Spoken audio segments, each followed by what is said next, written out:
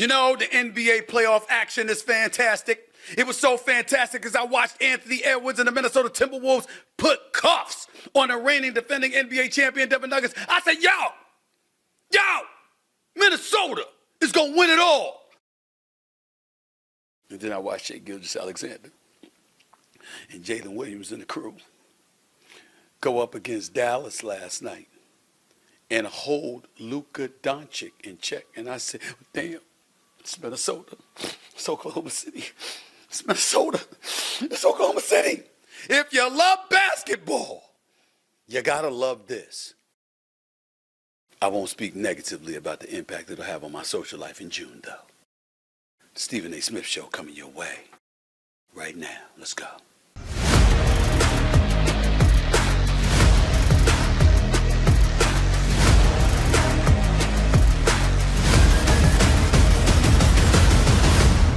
What's up, everybody? Welcome to the latest edition of the Stephen A. Smith Show, coming at you, as I love to do, at least 3 times a week over the digital airways of YouTube. As always, I take a moment to thank and show incredible gratitude to my subscribers and followers. It has now eclipsed 639,000 subscribers. It'll probably be at 640,000 subscribers at the time that this podcast is posted. I can't thank y'all for the love and support enough. Keep it coming. And I'm going to keep on coming, okay? So if you want to continue to like and follow the show, just click the bell right there in the right-hand corner, and you, too, will be the latest member of the Stephen A. Smith Show family. While you're doing that, make sure you don't forget to pick up a copy of my New York Times best-selling book, Straight Shooter, a memoir of second chances and first takes. Now in paperback, by the way. Just go to straightshooterbook.com to get your copy. Once again, that's straightshooterbook.com for a copy in paperback, all right? That's the way to go. Let me get right to the NBA. I got a lot of stuff to do before I got to travel out of town yet again, and there's some stuff to get into. First order of business is to start with the Minnesota Timberwolves, who've got the #1 defense in the league and now a 4-time Defensive Player of the Year award winner in Rudy Gobert, since it was announced last night that he had won, indeed, Defensive Player of the Year. They're up 2-0 in this Western Conference Semis matchup against the reigning defending world champion Denver Nuggets. Led by 22-year-old Anthony Edwards, the T-Wolves are ready to put the rest of the playoffs under lock and key. And I don't believe I'm exaggerating or engaging in hyperbole when I say that. When you look at Jaden McDaniels, when you look at Naz Reid, when you look at Anthony Edwards, when you look at Karl Anthony Towns, without Rudy Gobert on the basketball court, because Rudy Gobert was with his fiancée who was giving birth to their child, the Minnesota Timberwolves ran the Denver Nuggets out their own damn building. They were kicking Denver's ass so bad. Jamal Murray, class personified, a closer, a winner, a champion, became very, very uncharacteristic, first throwing a towel towards the officiating, and then after that, literally throwing a heating pad on the court that Karl Anthony Towns actually stepped on. You don't know what could have happened to him. It is a miracle that Jamal Murray was not suspended for tonight's Game 3. It's a miracle, because he should have been. Now, I'm not advocating for it. I'm not wishing for it. I thought Russell Westbrook should have gotten suspended in Game 3 of the Dallas series. The way that he acted, I don't apologize for that to a damn soul. I meant that shit. I meant it when I said it. I mean it now. Even though, again, I didn't call the league office to ask why he wasn't suspended, or to have him suspended, rather. I'm working for NBA Countdown, and I had to ask the question because I was asked to ask the question. But that's neither here nor there. In the case of Jamal Murray, I didn't want this man suspended. I wanted this man for Game 3. By the way, I spoke to the league office about his non-suspension as well. Okay?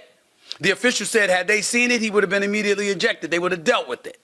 But in the aftermath of that, Adam Silver decided not to suspend him, and that's fine. That's fine. I think that Adam Silver, a great commissioner who's done a great job, opens himself up to criticism, because you're going to draw the comparisons between him and his predecessor, the late, great David Stern, who would have suspended Jamal Murray in a nanosecond. And we all know that. But Adam Silver's a bit different. And it's the playoffs. And he doesn't want the playoffs deciding, suspension by the officials deciding the series, even though that ain't what he did for LeBron James when he gave LeBron and the Cleveland Cavaliers that stimulus package known as a suspension to Draymond Green after Game 4 of that series, when Golden State had gone up 3-1 in Cleveland and Draymond gets suspended. And then after that, Andrew Bogut and Andre Iguodala gets hurt during the game that Draymond was suspended. And the Cleveland Cavaliers ultimately come back and win the series. and erase a 52-year-old curse in the city of Cleveland for his sports franchises that couldn't win a championship. But I digress. In the end, what it comes down to is this with Jamal Murray. He's going to play tonight. And you know what? The way the Minnesota Timberwolves looked, particularly in that first half against the Denver Nuggets, it's almost as if they called the league and said, don't suspend him. Let him stay on the court so we can kick his ass some more. That's how ferocious their defense was. These brothers got height, they got size, they're quick of foot, they're tenacious, they go after it at every freaking position. These brothers in Minnesota are no joke. And when you consider that they're led by a 22-year-old superstar in Anthony Edwards, when you combine that with the fact that Karl Anthony Towns makes sure he dropped 27, when you look at a Nas Reed and a McDaniels and an Alexander Walker and a Conley Jr. and these boys, even Slow-Mo himself, okay, with what he brings to the table, I couldn't believe the clamps that I saw Minnesota put down on the Denver Nuggets. I ain't seen defense like that in 30 years. I ain't seen defense like that since the Chicago Bulls, led by Jordan, Rodman, and Pippen, went after the Orlando Magic in Game 1 of their Eastern Conference Final Series when Shaq and Nick Anderson and Penny Hardaway and those boys were on the court, and they were damn near scared to dribble the ball past half court. They were that scared because Jordan and them were in them defensively. And Nick Anderson, who had 2 steals against Jordan and basically was perceived as being somebody that stopped him and embarrassed him in the previous year when he came out of retirement from baseball for the last 17 games of the regular season and then the postseason. You got this guy walking around like he had accomplished something so big. Jordan and them held that brother to 2 points. They won that game 121-83 in Game 1. It was never really a series from then on, and we all knew it. I haven't seen defense played on an NBA team like that until the Minnesota Timberwolves' first half performance in Game 2 against Denver. I couldn't believe what I was seeing. And that's why I'm of the mindset like, yo, these brothers might win it all. They might win it all. Because guess what? I don't see Denver coming back from this series. And then when you look at Dallas against OKC, OKC is gifted, no doubt, with young thoroughbreds and what have you, but not girth, size, okay? Should have it, them look like they're built like me. And then you got Dallas, and Kyrie is spectacular, and we know that, and he gonna get his. But Luka got that guy, Lou Dort, on him, who's one of the elite perimeter defenders in the game. And they're young. And they're tenacious. And they go after it. They were the number 1 seed, ladies and gentlemen. Which brings me to my next subject. That's why Shai Gilgeous-Alexander should be announced tonight as the league MVP. I'm not saying that will happen. At the time of this posting, we don't know. But I'm telling you right now, Shai Gilgeous-Alexander got my vote. I have a vote. And I gave Shai Gilgeous-Alexander my vote for league MVP honors. 50-plus games, scoring 30 or more. Averaging over 25 a game. Second youngest team in the league. And you the number 1 seed in the Western Conference? I'm sorry. I'm sorry. Who saw that coming? I know that Jalen Williams, who I love, this brother can ball, he's special. I love watching him play. I know he can ball. I get that. And they got a host of cats on their squad who can ball as well. And Chet Holmgren is going to be a star in this league. The brother can play. He's 7 foot with a J.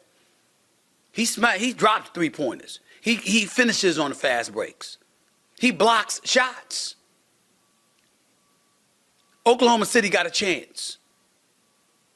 But I just think when you look at Shai Gilgeous-Alexander, he's a notch above most. And what he has done, I can't say enough. Now, somebody fooled me. Somebody fooled other people with the fake account talking about Shai Gilgeous-Alexander posted. They traded me along with Danilo Gallinari and 6 picks for Paul George. Where'd that get you? That was not Shai Gilgeous-Alexander. That was a fake account. You don't see news circulating in social media about me. Oh, somebody fooled Stephen A.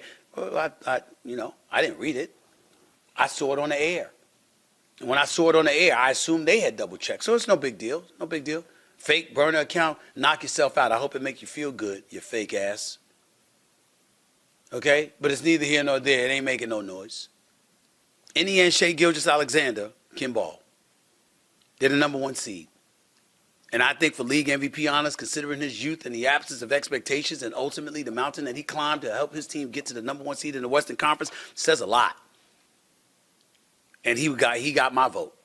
Let's see what happens tonight. Let me transition real quick to the Indiana Pacers versus the New York Knicks. Now, I picked the New York Knicks to win this series. One day I said 7, which was Friday. Then I came on Monday and I said possibly 6. Now I don't even know if I'm going to pick the Knicks to win this series. I'm going to hope. I'm going to pray. I'm going to pray beyond prayer. But Mitchell Robinson is out. He's out with an ankle injury. And he's out for the rest of the series. So what does that mean exactly? That means that the New York Knicks don't have Julius Randle. That means that the New York Knicks don't have Mitchell Robinson. And that means the New York Knicks squad has to rely on Isaiah Hartenstein and some dude named Precious, as in Precious Achua. Now, me personally, I think that Precious should have been playing. And he should have been getting more minutes. I think he's mobile. I think he's got some skill sets. I don't think he's as clumsy as Mitchell Robinson. He's not the rebounder and the shot blocker that Mitchell Robinson is. But he is better with his footwork. He does seem a bit more coordinated. And I think that he can help this team. The question is, if you're the New York Knicks, this was my reservation about Tom Thibodeau.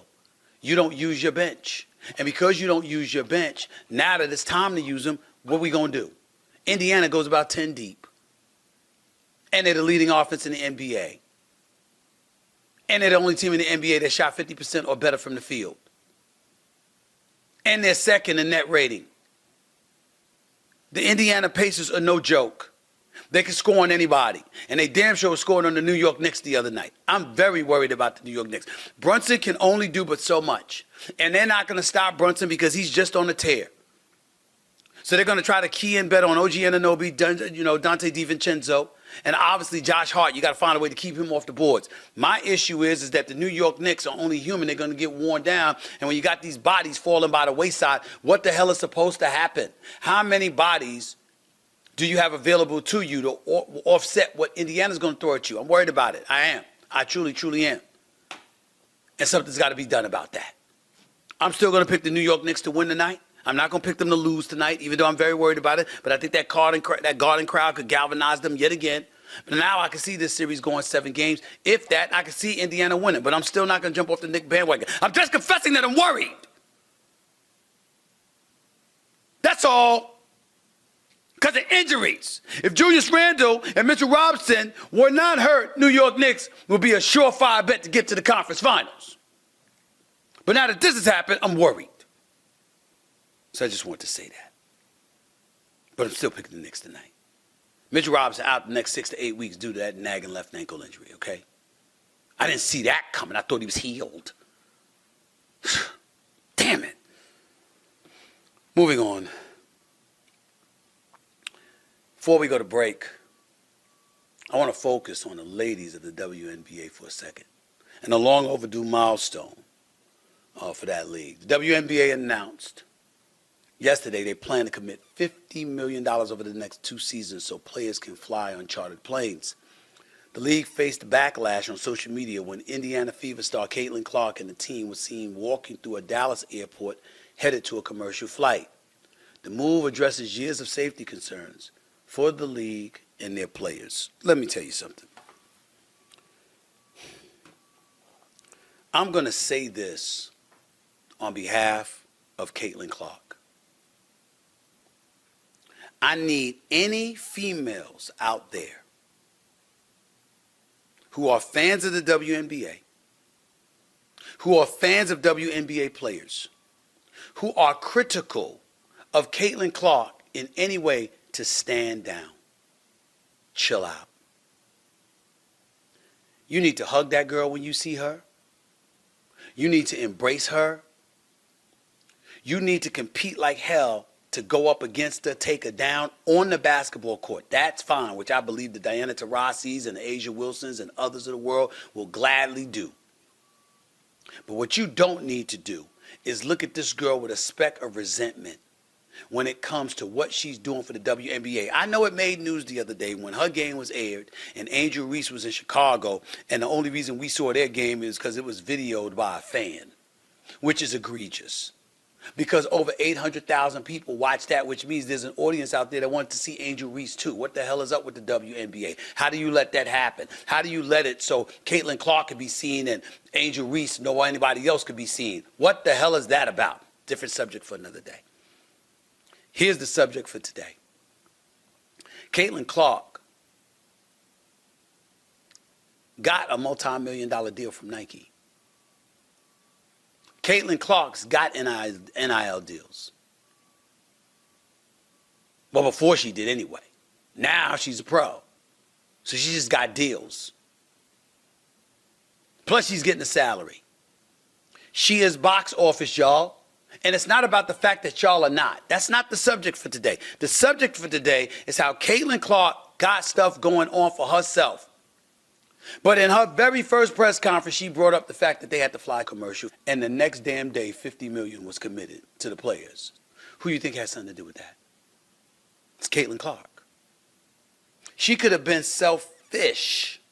She was selfless. She could have been all about herself. She was about everybody. Not just herself. The WNBA was preceded by the NCAA. Remember that girl that took a video years ago where the men had this big-ass weight room, or was it USA? I don't know if it was the NCAA or USA basketball. But the men had this big weight room area facility designated for them. And the women just had one little room with one piece of dumbbells. What the hell was that? And it was videotaped. It was egregious. It was embarrassing. It had people bringing up Title IX and equal and equitable treatment for women. Well, guess who damn near equaled the playing field with one soundbite? That was Caitlin Clark. After years and years of existence by the WNBA, after all of these years of these ladies flying commercial, having to go through security, having to mingle even when they didn't want to with personnel, with folks in the airports and all of this other stuff, Caitlin Clark nixed all of that. Said we flying commercial, walking through the Dallas airport and stuff like that, getting spotted. Come on, y'all. She spoke up. She didn't just speak about change. She spoke about the need for change, and she was courageous enough to come in before she ever took a damn jump shot on a pro level. I ain't talking about no damn preseason. And she spoke up. And that's going to benefit all the ladies in the WNBA. She is not somebody to be resented. She is somebody to be respected and appreciated for the position that she took and what she was willing to publicize. Now, go on to court and try to kick her ass. There's nothing wrong with that, because she's going to try to kick yours. But before the game, you respect that woman. After the game, you respect that woman. And we can't get caught up in the same old bullshit, everybody. Well, the sisters, and if she were black, they wouldn't have done it. That's true. And Angel Reese is a black woman who's a national champion, who beat Caitlin Clark to win the national championship. And oh, by the way, before they lost in the Final Four this time around. The point is, or the Elite Eight, rather. The point is, we're going to always have to deal with that as black people. That don't mean we shun giving appreciation and respect to white individuals who speak up on behalf of everybody for the betterment of the whole. That's what Caitlin Clark did. And we should have love for her because of it. She's already changed the WNBA for the better. And she ain't even played a regular season game yet. How many people can say that? How many people can say that? Coming up, next on the Stephen A. Smith Show. Did y'all hear the details of the tryst between Donald Trump and adult film star, damn it, porn star, Stormy Daniels? If you didn't, I'm about to tell you about it. Plus, can NBA players compete in the NFL? Can NFL players compete in the NBA? Somebody try to break that down. I'm going to try to do the same for you. Up next, right here on the Stephen A. Smith Show. Don't go away.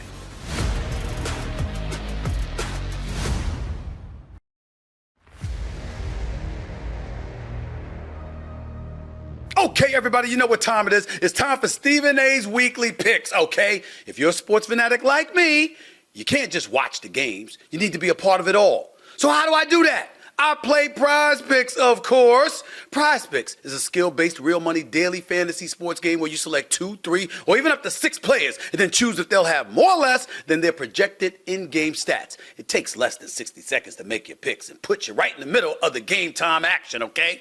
Pick the stats of all your favorite players: Anthony Edwards, Aaron Judge, even Asia Wilson. You know that girl is something special. And if you go to prizepicks.com right now and use promo code SAS, you'll receive a 100% deposit bonus up to $100. Guess what, y'all? That ain't no joke. So go to prizepicks.com, type in my initials SAS for a first-time deposit match up to $100. Pick more, pick less. It's really that easy, okay? Now let's look at my winning picks, okay? Today, though, I will not be selecting any players or sports. I'm feeling a little bit liberated, you know? And I want to go off topic. That's right. I'm selecting either more or less than 1.5 haircuts in a month. Now, you're probably looking at me and you're saying, please, what the hell is he talking about? First of all, that receding hairline needs all the help in the world that it could get. I tell you, I'm not ashamed. I'm going to Hair Club for Men. I'm not ashamed to tell you. I don't give a damn what it takes. And if the damn thing works, I'm going to come here bragging about how I went to Hair Club for Men. I ain't got no shame in my game when it comes to something like that. You understand? And for you ladies out there that might have something to say, excuse me, y'all do a lot of stuff these days too. Nobody say nothing about y'all. Nobody say nothing about y'all. So how come I can't? I can't do that, okay? How come I can't enhance? How come I can't embellish? How come I can't improve upon my undeniably already good looks? Why can't I do that? I'd say I can, and I'm going to try. And you got to look at it this way. You're not being complacent. You're not standing still. You're not saying I have arrived. I don't need to do anything. No, you take it seriously. That's why you get more than 1.5 haircuts a month. Are you kidding me? If I could do it, I'd do at least 2, 3 haircuts a week. It's automatically once a week, sometimes twice. So it's definitely more than 1.5 haircuts a month, all right? If you got any hair on your head, that's what you do. Even bald people shave more than 1.5 times a month. So you know the answer to this question is more. More! More! We're accustomed to doing that because it's Prize Picks. That's the way it goes. Welcome back to the Stephen A. Smith Show right here over the digital airwaves of YouTube. Let's get to a couple of quick hitters, please. Denver Nuggets star Jamal Murray, again, will not be suspended for Game 3 of their series against the Timberwolves. My apologies at the top of the show. I thought they were going to be playing tonight. They're playing Friday. My apologies. The Denver Nuggets and the Minnesota Timberwolves Game 3 will be Friday night, not tonight. So let me get that out of the way, all right? Murray was caught on camera tossing a towel, as I explained earlier, in a heating pad in the direction of official Mark Davis in the second quarter of Monday's Game 2. He's just lucky he didn't get suspended. He's just lucky because he should have been. He really, really, really should have been. And if I'm Adam Silver, I got to really start thinking about my image just a little bit more. I know you're the commissioner. You do a great, great job. But you got a lot of people that are looking at the commissioner and thinking he's a bit too player-friendly at times, which is why we're seeing some of the things that we've seen. People are bringing up Patrick Beverley, asking why hasn't he been suspended as of yet. I say it's because he's knocked out of the playoffs. He's out for the rest of the season, and he doesn't get to come back until next season. And at that time, they can hand down the suspension. That would be me. That's how I'm thinking about it. But people do make a legitimate argument when they say, well, why you can't announce it now? Let them know and know on certain terms is the way it's going to be. So that's something to think about moving forward. Staying in the West, where the Thunder had no problems beating the Mavericks in Game 1 of the other Western Conference Finals matchup, Shai Gilgeous-Alexander dropped 29 points on Dallas en route to a 117-95 victory over OKC. The Thunder managed to contain Luka Doncic and Kyrie Irving, who had just 39 points combined. I'm not going to put that on Kyrie Irving. Luka didn't have a great game, so we got to get that out the way. Here's the other thing that we want to say real quickly. I understand Jokic is phenomenal. He can't jump onto a curb and you still can't stop him. He's absolutely phenomenal. But he hasn't looked that way these first 2 games. Have you seen what Rudy Gobert? I mean, I know he had 32 points, but it wasn't on the regular same efficiency that he usually has. And then in Game 2, he was even worse without Rudy Gobert on the floor, with Karl Anthony Towns guarding him. Have you seen this? Do you see what's going on? Because I'm watching. He don't look like that league MVP dude. That's number one. Number two, they were a 3 seed. Oklahoma City was the 1 seed. So why would Jokic get the MVP nod over Shai Gilgeous-Alexander this year? I don't understand that. Number 3, Luka Doncic. You were a 5th seed. And even though you were terrific, damn near averaging a triple-double, 35-point triple-double this season, defense ain't your forte. I mean, do you play on both ends of the floor? Luka's great offensively. Defensively, he could be had. I'm looking at Shai Gilgeous-Alexander. Ladies and gentlemen, you got to give him his props. I think he should be league MVP, but we'll see. Jalen Brunson is also a top 5 candidate for league MVP honors, to be very, very clear about that. And Anthony Edwards should be a league MVP candidate as well. So I just wanted to say that. Now let me get to what I really, really wanted to talk about in this particular segment. This is NBA players versus NFL players. To touch on this subject that has the internet buzzing, by the way, let's get right into it. ESPN analyst and former NBA player Austin Rivers says he could take 30 NBA players right now and throw them into the NFL. And says on the flip side, you can't go the other way and take 30 NFL players and have them compete in the NBA. But before I give my take, let me show you a list of former NFL players that played college basketball. That includes Hall of Famers Antonio Gates, Tony Gonzalez, Julius Peppers, and of course the one and only T.O., Terrell Owens. As for NBA players with football ties, mainly in high school, that list includes Allen Iverson, LeBron James, Nate Robinson, and of course Charlie Ward, who won the Heisman at Florida State. I'm going to say this about what Austin Rivers had to say. I can't side with him on that. Now, J.J. Watt clapped right back at him, said, you're not playing both right now. So why don't you keep your mouth shut? I'm paraphrasing, but that's basically what he said. Here's what I'm going to tell you. Football is such a physical sport. I understand those offensive linemen that are 330 plus pounds with pot bellies. I understand what you're saying about them.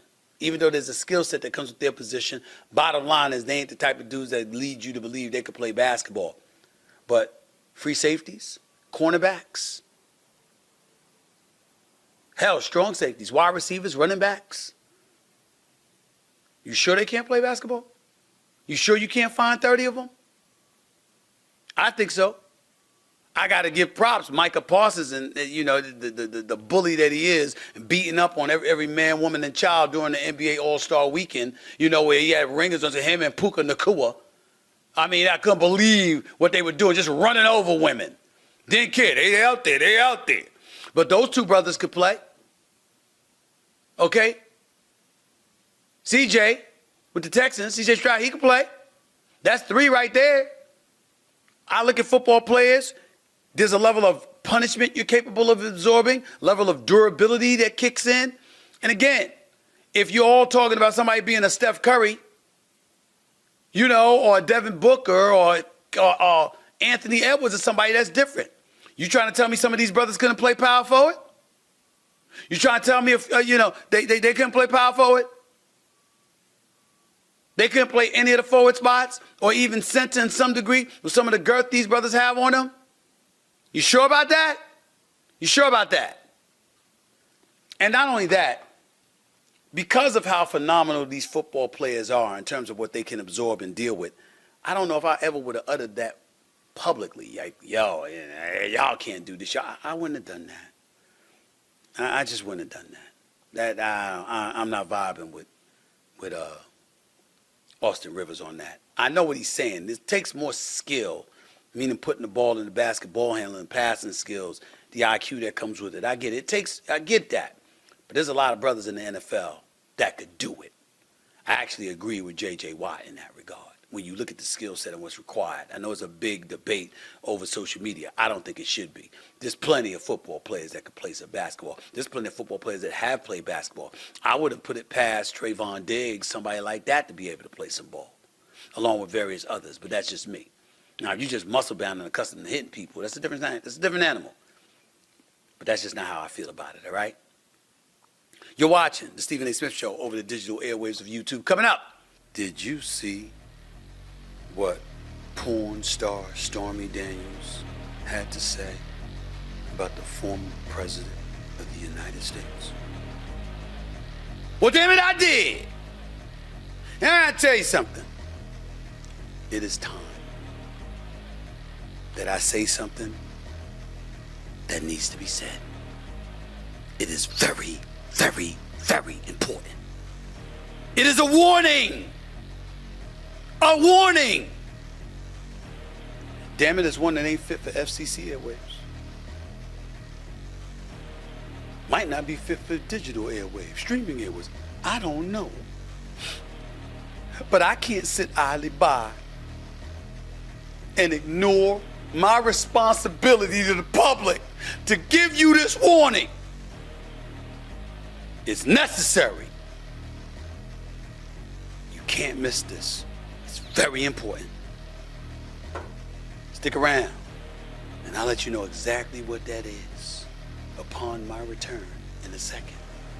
Right here on the Stephen A. Smith Show on YouTube.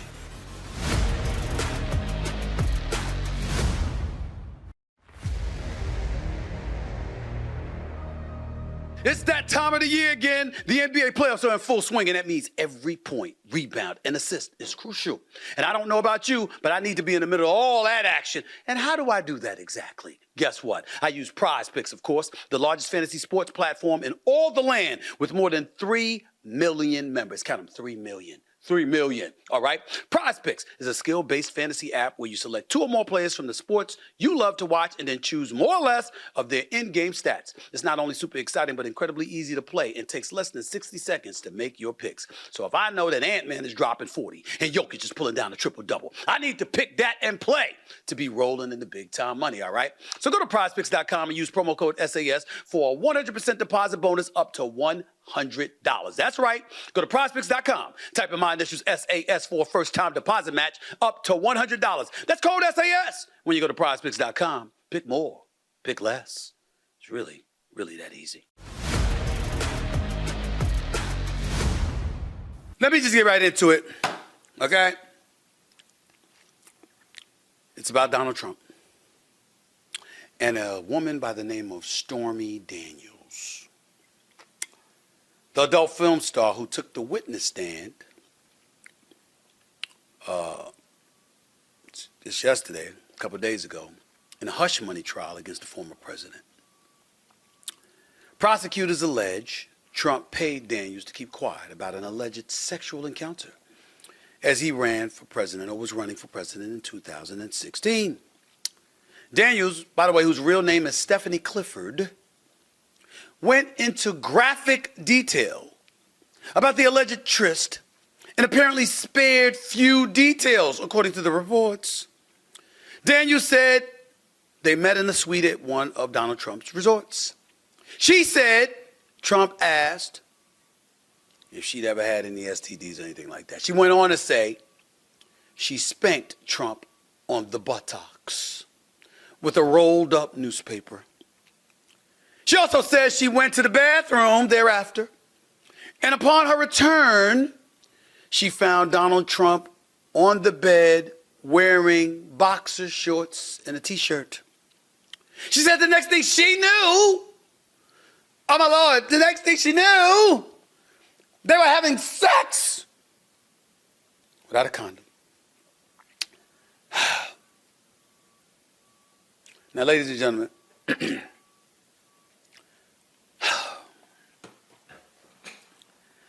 I gotta sit up for this. Because I'm trying to be there for y'all.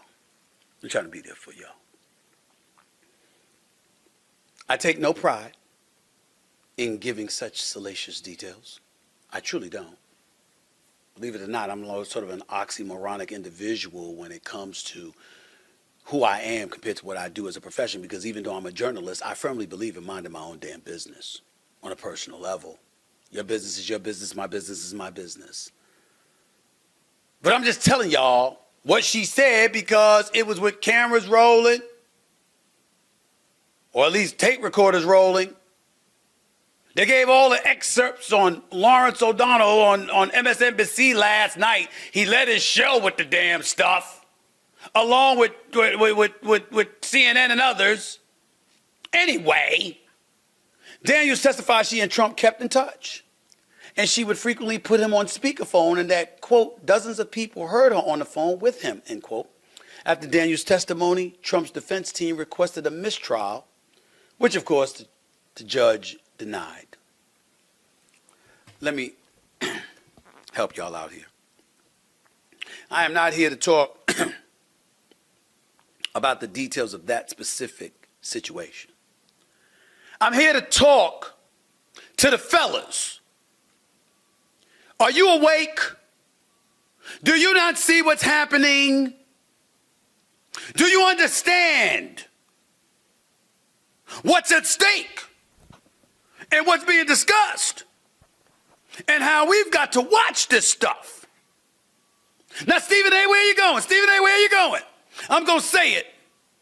I'm going to say it because it's worth being said. Okay? It's worth being said. Are you listening? Yo, fellas.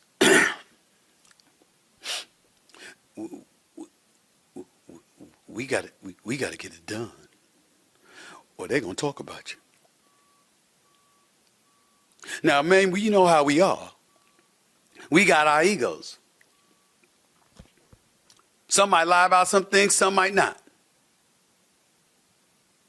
But I'm here to tell you something right now, y'all. We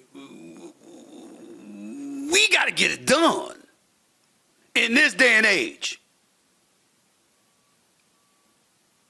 You got a little something instead of a lot of something, she gonna talk about you. You Quicksilver instead of Long John Silver, she gonna talk about you. Don't think that it's gonna be something that's just laughed at or somebody laughing with you where they like Bernie Mac. 3 minutes. That's all I'm giving you. That's all hell I got. Oh, I don't care about you talking about me, saying Bernie Mac can't. I don't give a fuck. I got mine. You better get yours. You don't buzz up by the time I'm through. You fresh out of effing luck with me. Everybody in there talking, laughing, and having a ball. That's fine when you're a comedian joking on stage. You really think that Trump was pissed off yesterday in that courtroom? Or the day before yesterday when they were talking about Trump? You think he was pissed off just because he was there?